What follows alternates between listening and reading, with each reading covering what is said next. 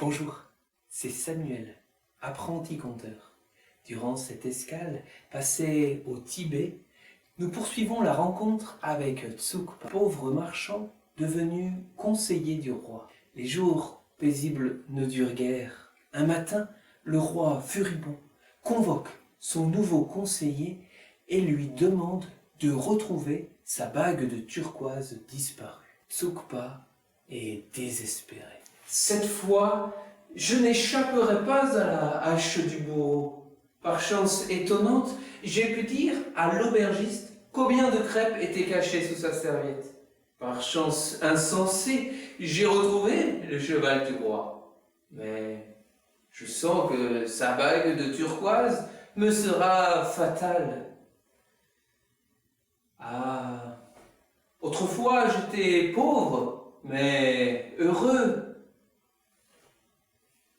Qu'as-tu fait, homme fou? Qu'as-tu fait? Alors, il entend une pauvre voix terrorisée qui gémit de l'autre côté du mur. Hélas, une bien mauvaise action, monsieur. Oui, c'est ce que j'ai fait. Et qui me pardonnera? Tsukpa se dresse, les yeux ronds. Qui a parlé? Dit-il, effaré. Il se précipite dans la maison en ruine. Un homme tombe à genoux devant lui. Il le reconnaît. C'est le premier ministre du roi. Vous qui avez découvert ma cachette, dit le bougre. Ayez pitié de moi. Oui, j'ai volé la bague de turquoise. Tenez, je vous la donne. Mais s'il vous plaît, ne me dénoncez pas. Tsukpa éclate de rire. Il est trop heureux pour n'être pas magnanime. Il laisse aller le premier ministre voleur. Il revient au palais avec la précieuse bague de turquoise. Cette fois, le roi, pour le remercier, lui donne sa fille en mariage. Le voilà riche et heureux. Tout le monde l'admire, le respecte, le craint aussi, car on le croit d'une clairvoyance redoutable. Quand il entend les gens dire de lui qu'il est un grand clairvoyant, Tsukpa sourit et ne dit mot. Bien faire et laisser croire, se dit-il, est la première loi de la sagesse. Un soir, pourtant, dans son palais, auprès de la princesse, il se laisse aller à la mélancolie. Tsukpa est un simple. Il lui déplaît de jouer le savant. L'envie lui vient de tout avouer à son épouse. Ma chère femme, écoute-moi. Je n'ai jamais été qu'un pauvre marchand vagabond. Je n'ai jamais eu le moindre pouvoir de clairvoyance. Si j'ai su dire à l'aubergiste combien de crêpes étaient cachées sous sa serviette, c'est que je les avais comptées à mesure que la servante les cuisinait. Si j'ai retrouvé le cheval du roi et sa bague de turquoise, c'est que par une chance étonnante, j'ai rencontré ceux qui les avaient volées. En vérité, je ne suis qu'un pauvre homme que la chance a souri. La princesse l'écoute et la colère s'allume dans ses yeux. Elle frappe du poing sur son genou et rugit. Mon père m'a donné un vagabond. Quel affront intolérable! Elle se lève et s'en va furieuse.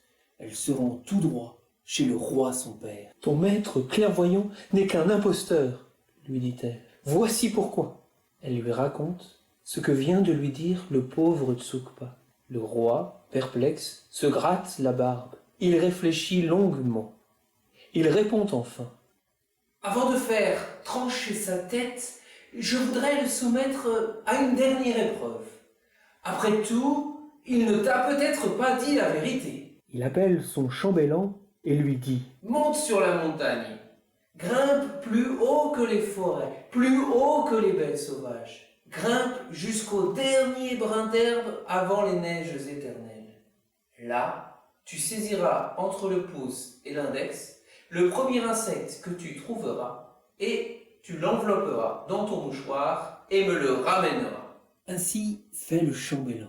Il grimpe à la cime de la montagne et sur la dernière fleur qui se balance au bord des neiges éternelles, il cueille une petite abeille dorée. Il l'enveloppe dans son mouchoir, enferme le mouchoir dans son sac et redescend au palais royal. Alors, le roi convoque Tsukpa. Le pauvre marchand s'avance, tête basse, dans la grande salle du trône. Toute la cour est là, le chambellan, les ministres impassibles, les dignitaires silencieux, l'air terrible le regarde. Tsukpa marche vers le trône, aussi terrifié qu'un condamné à mort. Devant le roi, il tombe à genoux. Maître Tsukpa, si tu me dis ce que mon chambellan cache dans son mouchoir noué, je te donne la moitié de mon royaume. Si tu ne peux me le dire, je te fais trancher la tête. C'est l'instant de vérité.